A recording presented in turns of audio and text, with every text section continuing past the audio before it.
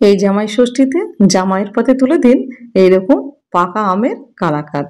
আর খেতে এতটাই সুস্বাদু যে জামাই স্বাদে সাগরে হারিয়ে যাবে। আর এটা পয়সা দিয়েও কিন্তু দোকানে আপনি মেলাতে পারবেন না। এত সুস্বাদু একটা কালাকাঁদ রেসিপি আপনাদের সামনে আজকে তুলে ধরেছি, তাও আবার পাকা আম দিয়ে তৈরি। নমস্কার, কেমন আছেন সবাই? নিশ্চয়ই খুব ভালো আছেন। বাসন্তী রান্নাঘরে সবাইকে স্বাগত। আজকে আপনাদের সামনে তুলে ধরেছি পাকা আম দিয়ে অমৃত স্বাদের একটা কালাকাঁদের রেসিপি। কত সহজে আপনি নিজেই বাড়িতে বানিয়ে নিতে পারবেন। যত মিষ্টি কিনুন না কেন, আপনার হাতের তৈরি মিষ্টিটা কিন্তু জামাইয়ের জন্য সেরা হবে। তাহলে চলুন, এত সুস্বাদু একটা কালাকাঁদ আপনি কত সহজে বাড়িতে বানাতে পারবেন সেটা আজকে করে দেখাবো। আশা করি ভিডিওটা আপনাদের ভীষণ পছন্দ হবে। আর যদি ভালো লেগে থাকে অবশ্যই চ্যানেলটাকে সাবস্ক্রাইব করে আমার পাশে থাকবেন। আর হ্যাঁ, পাশে থাকা বেল আইকনটা প্রেস করে রাখবেন, যাতে বাসন্তী ঘরের এরকম ভালো ভালো সব ভিডিও সবার আগে আপনার কাছে পৌঁছায়। আর ভিডিওটা স্কিপ করবেন না, পুরো ভিডিওটা দেখবেন, না হলে কিন্তু এই সুস্বাদু কালাকাঁদ আপনি বানাতে পারবেন না। তাহলে চলুন, আশা করি আপনাদের ভালো লাগবে। এখানে আমি একটা হিমসাগর আম নিয়েছি। আর আপনারা চেষ্টা করবেন আমটা যেন ভালোই পাকা হয় এবং সুমিষ্ট হয়, তাহলে কালাকাঁদের স্বাদটা ভালো আসবে। এবার কতখানি কালাকাঁদ বানাবেন তার উপরে ডিপেন্ড করছে আপনার আম বেশি কিংবা কম। এখানে আমি একটা আম নিয়েছি, হিমসাগর। আমটা দেখতেই পাচ্ছেন খুব সুন্দর এবং খুব মিষ্টি, গাছ পাকা আম। বাজার থেকে দেখে কিনে নিয়ে এসেছি সেই বুঝে। এবার আমের পাল্পগুলো বের করে নেব। গোটা আমটারই আমি পুরো পাল্পটা নিয়ে নেব। আর আমটা অবশ্যই চেষ্টা করবেন যেন মিষ্টি হয়। এবার আমটা খুব ভালোভাবে পেস্ট করে নেব, যাতে পেস্টটা খুব ভালো হয়। এই যে পেস্ট হয়ে গেছে, আমি দেখাচ্ছি। খুব সুন্দরভাবে আমের পেস্টটা বানিয়ে নিলাম। আর ঠিক এইভাবেই করবেন। আর এখানে নিয়েছি 250 গ্রাম ছানা আছে। আর ছানাটা এখানে গরুর দুধেরই ব্যবহার করেছি। আপনারা চাইলে প্যাকেটের দুধ কিংবা গরুর দুধও নিতে পারেন। এবার হাতটা পরিষ্কার করে ধুয়ে নিলাম। ধুয়ে এবার ছানাটাকে ভালো করে মেখে নেব। এই মেখে নেওয়ার কাজটা খুব ভালো করে করবেন, তাহলে কালাকাঁদটা ভিতরে দলা দলা পেকে থাকবে না। খুব সুন্দরভাবে মেখে নেবেন। মাখা হয়ে গেল। এবার অন্য একটা পাত্রে দিয়ে দেবো খানিকটা জল। এবার দেওয়ার পরে 100 গ্রাম এখানে আমি মিশ্রি নিয়েছি। আপনারা চাইলে চিনি ব্যবহার করতে পারেন। আমি মিশ্রি দিয়ে আজকে কালাকাঁদটা করব, কারণ কালাকাঁদ খুব বেশি মিষ্টি হলে কিন্তু ভালো লাগে না, একটু হালকা মিষ্টি বেশি ভালো লাগে। মিশ্রিটা মেল্ট হতে দেবো। এবার মোটামুটি এটা 5 থেকে 7 মিনিট সময় লাগলো মেল্ট হতে।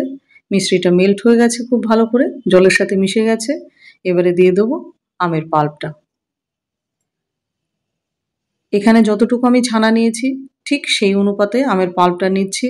আর আমের পাল্প কিন্তু বেশি কোনোভাবেই দেবেন না, তাহলে আমের টেস্টটাই আসবে, কালাকাঁদের টেস্টটা কিন্তু অতটা আসবে না। সব কিছুর একটা পরিমাণ যদি ঠিকভাবে করেন, তাহলে সবার চাইতে ভালো কালাকাঁদ আপনারই তৈরি হবে। এমনকি দোকানের চাইতেও সেরা কালাকাঁদ আপনি নিজেই ঘরে বানিয়ে নিতে পারবেন। এবার এটা 7 থেকে 8 মিনিট লো টু মিডিয়াম ফ্লেমে এটা নাড়তে থাকবো। এবং কোনোভাবে ফ্লেমটা হাই করব না, তাহলে কিন্তু কালাকাঁদটা তেতো হয়ে যাবে, আমগুলো যদি পুড়ে যায়। এবার হয়ে গেছে 7 থেকে 8 মিনিট, আমটা অনেকক্ষণ ধরে জাল হচ্ছে। এবার দিয়ে দেবো ছানাটা। দেখতেই পাচ্ছেন আমের পাল্পটা কতটুকু হয়ে গেছে এবং খুব সুন্দরভাবে কুক হয়েছে। এবার ছানাটা দিয়ে দেবো। ছানাটা দিয়ে দিলাম। এবার ছানাটা কিন্তু অবশ্যই আপনারা মেখে নেবেন, তাহলে কালাকাঁদের স্বাদটা কিন্তু আরও বেশি ভালো হয়।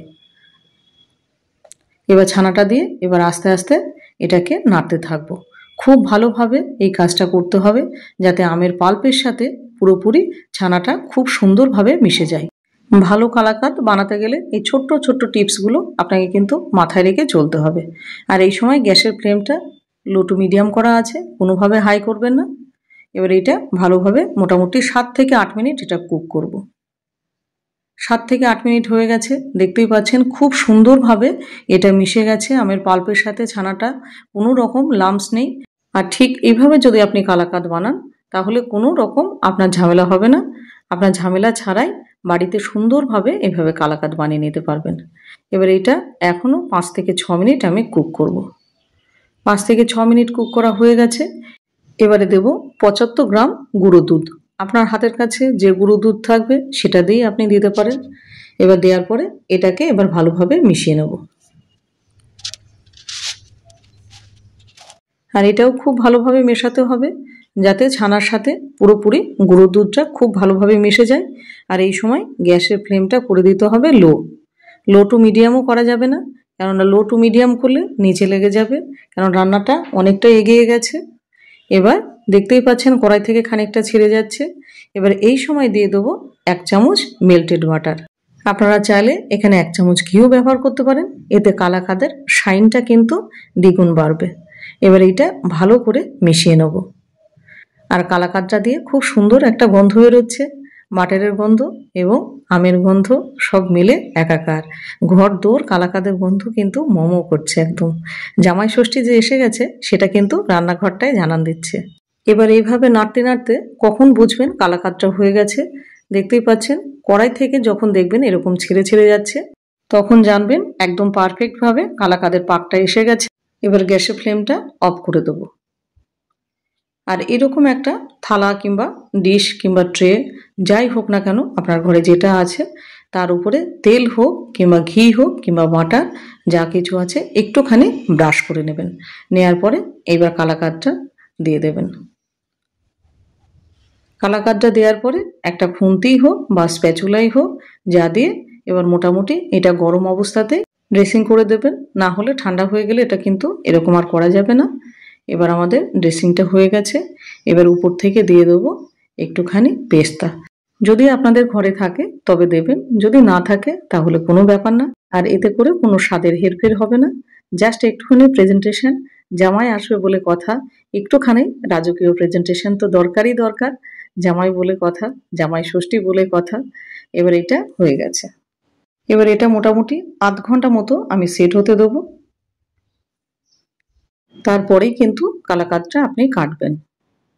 এবার আধ ঘন্টা হয়ে গেছে আর খুব সুন্দরভাবে সেট হয়ে গেছে, কিন্তু এখন তুলতে যাবেন না, জাস্ট এখন কেটে রাখবো। এরকম একটা ধারালো খুন্তিই হোক চাকুই হোক, এরকম আপনি যেরকম জামাইকে পিস যেরকম খাওয়াবেন ঠিক সেই বুঝে আপনি কাটবেন। ছোটও কাটতে পারেন, বড়ও কাটতে পারেন, অ্যাজ ইউ উইশ।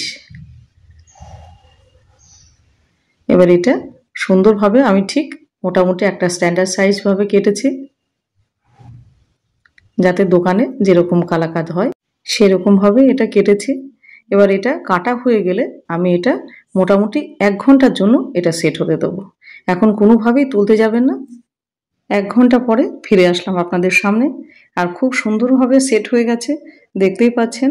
একদম জুম আউট করে আপনাদের দেখাচ্ছি। কারোর সামনে এরকম 1 পিস আপনি কালাকাঁদ দিলে সে ধরতেই পারবে না কোনোভাবেই যে এটা বাড়িতে বানানো। এতটাই সুস্বাদু হয়, এতটাই ভালো হয় খেতে। যেভাবে আপনাদের করে দেখালাম ঠিক এইভাবে স্টেপ বাই স্টেপ যদি আপনি ফলো করেন তাহলে কিন্তু দোকানের চাইতেও সেরা কালাকাঁদ আপনি ঘরেই বানিয়ে নিতে পারবেন। আর জামাই কিন্তু এইরকম কালাকাঁদ পেলে খুশিতে বাগ। তাহলে কেমন লাগলো ভিডিওটা এবার চেক করে দেখা যাক খেতে কিরকম হয়েছে। এবার একটা চামচের সাহায্যেই হোক আর একটা চাকুর সাহায্যেই হোক এবার এক এক করে প্লেটে আপনি সাজিয়ে ফেলুন। আস্তে আস্তে করে তুলতে হবে, না হলে কালাকাঁদগুলো ভেঙে যাওয়ার ভয় থাকে। এত সুন্দর কালাকাঁদ আপনি যদি একবার তৈরি করেন বাজার থেকে কিন্তু আর আপনার কালাকাঁদ কিনে নিয়ে আসতে হবে না। আর ভিডিওটা কেমন লাগলো আপনাদের? আশা করি আপনাদের ভীষণই পছন্দ হয়েছে, কেননা সামনে জামাই ষষ্ঠী। কেনা মিষ্টির সাথে সাথে যদি আপনার নিজের হাতের তৈরি এইরকম পাকা আমের দুর্দান্ত স্বাদের এরকম একটা কালাকাঁদ যদি জামাইয়ের সামনে দেন তাহলে কালাকাঁদ খাওয়ার জন্য জামাই ষষ্ঠীতে জামাই প্রতিবার আসবে। আর জামাই ষষ্ঠী উপলক্ষে এত সুন্দর একটা আমের কালাকাঁদ আপনাদের সামনে প্রেজেন্ট করলাম। যদি ভিডিওটা ভালো লেগে থাকে অবশ্যই চ্যানেলটাকে সাবস্ক্রাইব করে আর হ্যাঁ একটা লাইক কমেন্ট করতে কিন্তু ভুলবেন না। আপনারাই আমার পথ চলার সঙ্গী, আপনারা আছেন বলেই আমি কিন্তু এগিয়ে যাচ্ছি। আর ভিজিট করুন বাসন্তী রান্নাঘর, জামাই ষষ্ঠীর সমস্ত রেসিপি আপনি ওখানে পেয়ে যাবেন। আর আশা করি নিরাশ হবেন না, বিভিন্ন ধরনের মাছ মাংসের নানান ধরনের রেসিপি, মিষ্টি রেসিপি সেখানে দেয়া আছে। আর সকল জামাই এবং শাশুড়ি মায়েদের মঙ্গল কামনা করে আজকের ভিডিও এখানেই শেষ করছি। ভালো থাকবেন, সুস্থ থাকবেন, আবার দেখা হবে অন্য কোনো রেসিপিতে, অন্য কোনো ভিডিওতে। সুস্থ থাকবেন, ভালো থাকবেন, আজকে আসি।